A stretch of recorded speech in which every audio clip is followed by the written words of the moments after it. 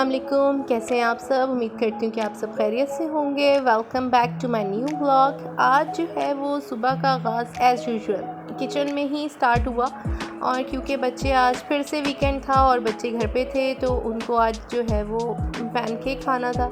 तो मैं क्या चले मैं इनके लिए पैनकेक बना दूँ। पैनकेक का बैटर जो है वो मैं बनाया ही ले लेती हूँ, लेकिन उसके अंदर जो है वो खुद से एक एग ऐड करती हूँ। साथ में मिल्क तो चाहिए ही होता है बैटर बनाने के लिए ना। दैन उसके बाद जो है वो मैं इनके लिए आज पैनकेक्स बना रही थी, साथ में फ्रेंच टोस्ट थे और चाय, जो कि बिल्कुल मस्ट है हमारे घर में। वो तो अभी तक आपने जितने व्लॉग देखे होंगे उसमें चाय मस्ट जो है वो मेरे आती है। तो बस इसी तरह आज मैं नाश्ते का आगाज़ कर रही थी और आपके साथ सोचा कि चलें कुछ अपनी बातें जो हैं वो शेयर करती हूँ। जैसे कि मैंने जब स्टडी स्टार्ट की हुई थी तब जो है वो बिल्कुल ही किचन में आने की मुझे परमिशन नहीं होती थी। अम्मी अबू अलाउ ही नहीं करते थे, क्योंकि अगर किचन में आऊँगी तो कुछ ना कुछ जो है वो काम ख़राब करके जाऊँगी या तो फिर अपने आप को जो है वो हर्ट करूँगी। तो इस वजह से वो अलाउ ही नहीं था। अम्मा जो है वो पढ़ के आना और अम्मा ने खाना वाना बिल्कुल रेडी रखना, और हम जो है वो बस आते थे, खाना खाते थे और बिस्तर में गए और फिर अम्मा ने उठाना कि चाय पी लो, रात का खाना खा लो। हमारी ज़िंदगी तो बिल्कुल ऐसे चल रही थी कि कुछ और दुनिया में काम ही नहीं है इसके अलावा ना, कि खा लिया, सो लिया और पढ़ लिया। लेकिन आहिस्ता आहिस्ता जब शादी हुई, ज़िम्मेदारियां बढ़ती चली गईं, क्योंकि जब मेरी शादी हुई है तो मैं उस वक्त बैचलर्स कर रही थी। शादी के बाद ही मेरे बैचलर्स के पेपर जो थे वो हुए, और कुकिंग मुझे बिल्कुल भी नहीं आती थी। इवन तो कि मुझे जो है वो अंडा भी फ्राई नहीं करना आता था। जब मैंने अपने इन लॉज़ के घर में फ़र्स्ट टाइम जो है वो कुकिंग की तो मुझे याद है चिकन कढ़ाई बनाई थी, और वो चिकन कढ़ाई जो है वो मैंने इतनी पकाई है कि वो नीचे से बिल्कुल बर्न हो गई। लेकिन किसी ने जो है वो मुझे जो है वो कुछ ऐसा कमेंट नहीं किया कि अच्छी नहीं बनी या कुछ नहीं बनी, बल्कि सब ने मुझे अप्रिशिएट किया। और देन उसके बाद मुझे नहीं अंदाज़ा होता था कि चाय कैसे बनेगी और दूध कितना डलेगा। इसके अलावा मैं जब कबाब फ्राई करती थी तो ऑयल इतना सारा ले लेती थी इसके अंदर कि बस छोटी छोटी चीज़ें कर करके, क्योंकि बिल्कुल आता ही नहीं था। अम्मा ने कुछ सिखाया क्या, कुछ करने ही नहीं दिया। इतने एक तो मैं बिल्कुल अखलौती थी और इतने लाड प्यार में जो है वो बड़ी हुई कि उस कोई काम ऐसा उन्होंने मेरे ऊपर ज़िम्मेदारी डाली नहीं। लेकिन शादी के बाद फिर आहिस्ता आहिस्ता जो है वो हर औरत के ऊपर जब ज़िम्मेदारी पड़ती है, सिर्फ मैं ही नहीं, हर कोई बेटी अपने माँ बाप की प्यारी और लाडली होती है। तो वो जब आहिस्ता आहिस्ता ज़िम्मेदारियाँ उनके ऊपर पड़ती हैं तो उनको हर चीज़ जो है वो आ जाती है। फिर उसके बाद मैंने कुकिंग स्टार्ट की। अम्मा को देखती थी कि अम्मा कैसे कुकिंग कर रही हैं, कि उनको सीखा देख देख के, ख़ुद से जो है वो ट्राई करना शुरू किया। पहले पैकेट के मसाले, उसने तो ज़िंदगी बहुत आसान कर दी थी पैकेट के मसालों ने ना, तो उसके साथ कुकिंग करना। लेकिन फिर होने ही लगा कि पैकेट के मसालों के साथ जो है वो आपको बर्निंग होने लग जाती है, आपका जो स्टमक है वो बिल्कुल अपसेट रहने लग जाता है। तो फिर वो जो है वो हमने थोड़ा अवॉइड करने शुरू किए। मैंने अपने घर के मसालों से कुकिंग स्टार्ट की तो अल्हम्दुलिल्लाह वो भी बहुत अच्छे बनने शुरू हो गए। कि एक टाइम था कि मैं कुछ नहीं बना पाती थी, मुझे समझ ही नहीं आता था कि क्या कैसे डलेगा, हर चीज़ मुझे एक जैसी लगती थी। लेकिन अब जो है वो जाके माशाल्लाह कुकिंग अल्हम्दुलिल्लाह काफ़ी बेहतर होगी। मैं ये तो नहीं कहूँगी कि मैं एक्सपर्ट हो गई हूँ, माशाल्लाह मुझसे बहुत बड़े बड़े एक्सपर्ट बैठे हुए हैं। लेकिन ये है कि अल्हम्दुलिल्लाह ऐसा खाना बन जाता है कि कोई खाएगा तो उसको पसंद ही आता है। कभी किसी ने ये नहीं कहा कि ये कैसा खाना बनाया है या कुछ है। लेकिन मैं इसका क्रेडिट दूँगी मेरी अम्मा को, जिन्होंने मुझे बहुत ज़्यादा सपोर्ट किया।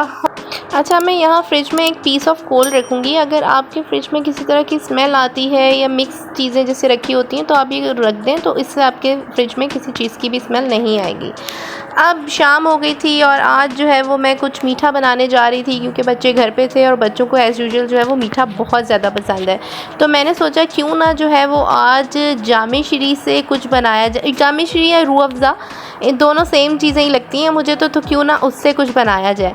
तो क्योंकि हम आम दिनों में तो बच्चों को दूध में रूह अफ़ज़ा डाल के दे देते हैं, लेकिन मज़ा तो तब है जब उससे कोई आप क्रिएटिविटी करके बच्चों को दें, ताकि बच्चे जो है वो एक चीज़ से बोर ना हो जाए।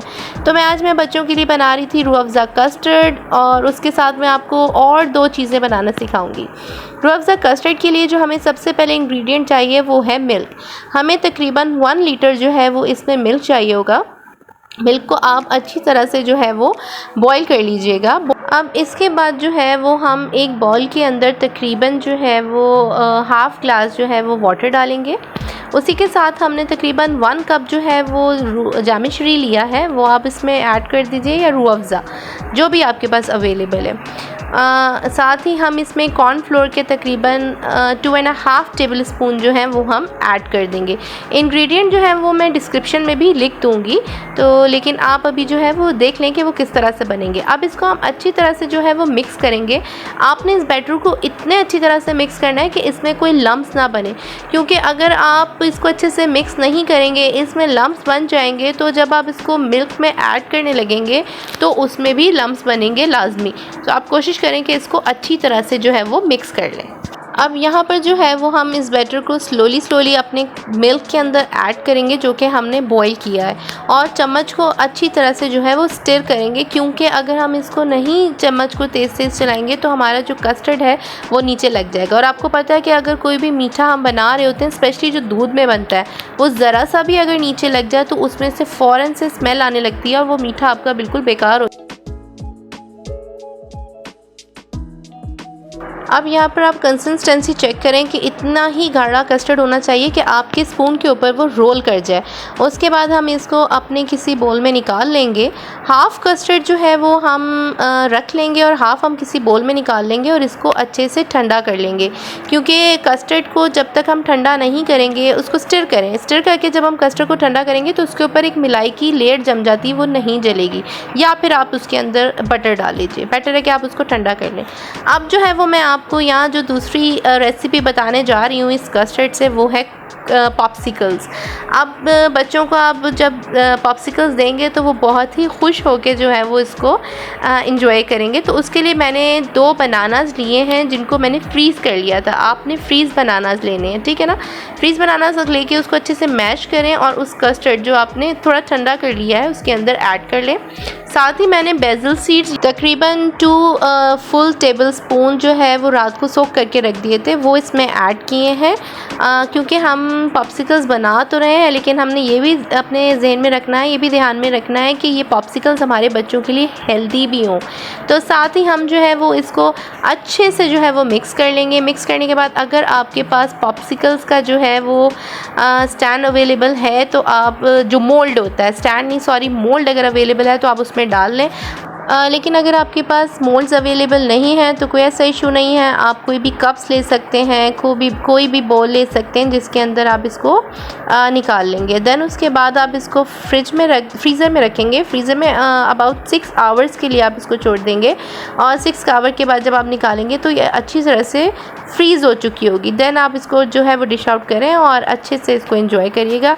अब इसके साथ ही मैं थर्ड रेसिपी बनाने जा रही हूँ जो कि है रूह अफ़ज़ा की पुडिंग।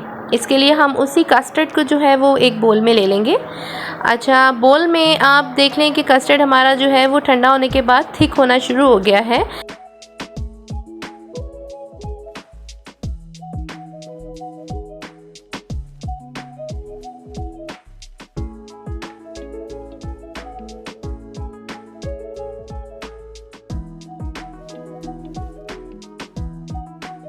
अब इसके साथ ही हमने तकरीबन 3 to 4 स्लाइसेस जो हैं वो ब्रेड के लिए हैं, उसके एजेस हमने निकाल दिए हैं और वही स्लाइसेस जो है वो हम अपनी पुडिंग में ऐड करेंगे। इसके साथ हम इसको इतने अच्छे से ब्लेंड कर लेंगे कि ये स्लाइसेस जो हैं वो हमें बिल्कुल भी नज़र नहीं आने चाहिए। आप इसके लिए अपना किसी ब्लेंडर का यूज़ कर सकते हैं, या तो आप अपने हैंड बीटर के साथ जो है वो अच्छे से इसको बीट कर लीजिए। अब इसके अंदर हमने ब्रेड ऐड कर ली है, इसको मिक्स करेंगे। मिक्स करने के साथ हम तकरीबन इसमें 2 टेबलस्पून रूह अफ़ज़ा और डालेंगे, क्योंकि जब हमने इसमें ब्रेड ऐड की होगी तो हमारा मीठा जो है वो थोड़ा सा हल्का हो जाएगा। अब आप अपनी मर्ज़ी से रख सकते हैं, अगर आपने कम मीठा रखना है तो आप इसमें ऐड नहीं करें। साथ ही जो है वो मैंने इसमें एक अंडा तोड़ के डाल दिया, और ये भी ऑप्शनल है, अगर आपने नहीं ऐड करना तो भी आपकी पुडिंग जो है वो अच्छे से बन जाएगी। अब देखें, आप सारे इंग्रेडिएंट डालने के बाद जो है वो मैं इसको अच्छे से जो है वो बीटर की मदद से ब्लेंड कर लूँगी, ताकि मेरे पास जो है वो यहाँ पर एक स्मूथ सा जो है वो पेस्ट आ जाए।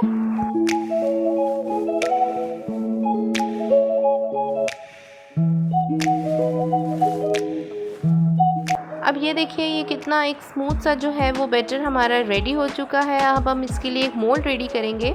मैं आज जो है वो आपको एक स्टील के प्याले में इसको जमाना सिखाऊंगी। अगर आपके पास जो है वो मोल्ड अवेलेबल नहीं है, लास्ट टाइम जो मैंने पुडिंग बनाई थी वो मैंने इस पैन में बनाई थी, लेकिन इस दफ़ा जो है मैं इसको एक प्याले में बनाना जो है वो आपको सिखाऊंगी। इसमें भी जो है पुडिंग बहुत ही अच्छे तरीके से जम सकती है। जो चीज़ भी आपके पास अवेलेबल है आप उसको यूज़ कर सकते हैं। कुकिंग के लिए ज़रूरी नहीं है कि आपने महंगी महंगी चीज़ें ला के जो है वही फिर आप कुकिंग करेंगे, वरना तो कुकिंग नहीं होगी। आपके पास जो चीज़ अवेलेबल है आप उसके साथ कुकिंग करिए। अब देखें मैंने बेस में हल्का सा जामिश्री लगा दिया है, जैसे हम कैरेमल अपनी पुडिंग के लिए यूज़ करते हैं एग पुडिंग के लिए, उसी तरह से हम इधर रूह अफ़ज़ा या जामिश्री जो भी है वो ऐड कर देंगे। देन अपना जो हमने बैटर रेडी किया हुआ है वो इसके अंदर स्लोली जो है वो सारा पोर कर देंगे। बच्चों को ना चीज़ें कुछ ना कुछ क्रिएटिविटी के साथ जो है ना वो बना के खिलानी चाहिए, क्योंकि मेरे बच्चे बहुत फंसी हैं, खाने में बहुत परेशान करते हैं। तो मेरी कोशिश होती है मैं कुछ ना कुछ जो है वो नया इन्वेंट करूं और बच्चों के लिए रेडी करके रखूं। अच्छा, यहाँ पर आपने इसको लाजमी फ़ॉइल से या किसी ढक्कन की मदद से अच्छे से ढकना है, क्योंकि जब आप स्टीम करेंगे तो इसके अंदर जो है वो स्टीम का पानी बिल्कुल भी नहीं जाना चाहिए, उससे जो है वो आपकी पुडिंग ख़राब हो सकती है। अब मैं एज़ यूजुअल जो है वो अपने पतीले में ही पुडिंग को जो है वो स्टीम करूँगी। उसके लिए मैंने अपने पतीले में थोड़ा सा पानी लिया है, साथ में एक स्टैंड रख दिया है। अब इस स्टैंड के अंदर जो मेरी पुडिंग है जिस बोल में मैंने बनाई है वो उस बोल को मैं अंदर रख दूँगी। देन इसको जो है वो इसके ढक्कन के साथ अच्छी तरह से कवर कर दूंगी और 40 मिनट्स के लिए इसको बिल्कुल हल्की सी दम की आग पर छोड़ दूंगी। उसके बाद जो फाइनल रिजल्ट्स होंगे वो आपको मैं 6 और 7 आवर्स के बाद बताऊंगी, क्योंकि इसमें तकरीबन इतना ही इसको सेट होने में टाइम लगेगा। यहाँ पर लास्ट बट नॉट लीस्ट जो हमारे जामिश्री की रेसिपी है वो दूध जो है वो मैं रेडी कर रही थी। अब ये देखें, ये मैं आपको फाइनल लुक दिखा रही हूँ अपनी पुडिंग की। इस तरह से जो है वो मैंने पुडिंग को डिश आउट किया था।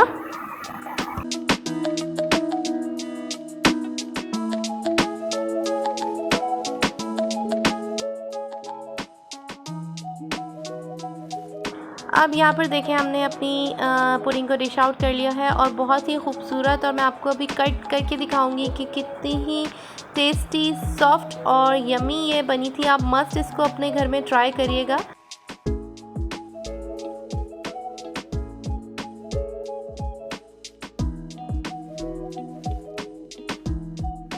अब यहाँ पर देखें आपके सामने मेरी आइसक्रीम भी रेडी हो गई है, जो कि बहुत ही अच्छे से जम चुकी है। इसको अब हम अपनी जो प्लेट है उसके अंदर डिश आउट कर लेंगे। इसके साथ ही हम बिल्कुल थोड़ा सा जो है वो रूह अफ़ज़ा लेके इसके ऊपर डाल देंगे, ताकि जो है वो प्रेजेंटेबल भी लगे। यहाँ पर मैं आपसे इजाज़त चाहती हूँ, इसी उम्मीद के साथ कि इंशाल्लाह कल एक और नए व्लॉग के साथ हाज़िर होंगी। आपको अगर मेरी रेसिपीज़, मेरा व्लॉग अच्छा लगा हो तो कमेंट सेक्शन में लाजमी बताइएगा। दुआ में याद रखिएगा, खुश रहें, आबाद रहिए, और काइंडली मेरे चैनल को लाइक और सब्सक्राइब करना ना भूलिएगा। And also don't forget to press bell icon. Thank you so much. अल्लाह हाफ़िज़।